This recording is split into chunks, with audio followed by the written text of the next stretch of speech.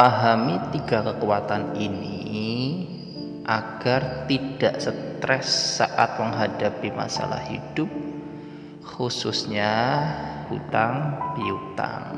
Perhatikan. Bismillahirrahmanirrahim. Assalamualaikum warahmatullahi wabarakatuh. Alhamdulillah wa syukurillah, la haula wa la quwata illa billah. Bapak Ibu dan teman-teman yang lapang hatinya, lapang rezekinya, perhatikan. Sadar atau tidak, hidup ini sebenarnya tentang tiga kekuatan saja. Yang pertama adalah kekuatan memilih, yang kedua adalah kekuatan memutuskan, ya, yang ketiga adalah kekuatan bertanggung jawab atas apa yang sudah dipilih dan diputuskan.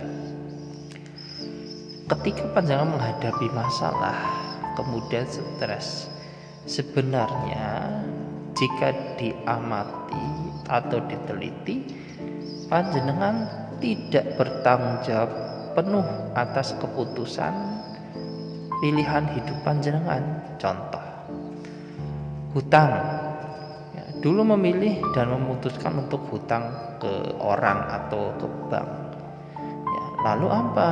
Lalu ketika jatuh tempo, ya, ataupun dalam prosesnya Anda tidak merasa bertanggung jawab, sehingga apa? Rezeki atas uang itu menjauh. Paham ya? Jadi sebenarnya orang stres, orang pusing, orang umat apa? Dia tidak bertanggung jawab penuh atas putusan pilihan tersebut. Ya. Katakan saja, apapun keadaannya, aku memilih dan memutuskan untuk tetap bahagia tanpa syarat. Paham ya? Ini adalah sebuah seni, Bapak Ibu dan teman-teman. Saya ulangi, Anda terima dulu emosi negatif yang sedang terjadi, stres atau pusing atau mumet.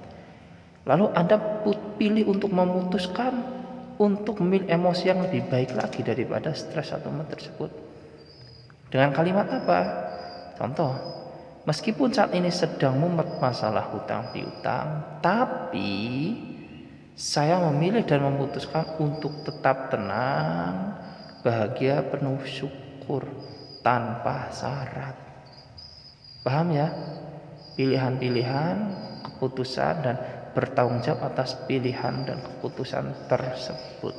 Bimbingan hubungan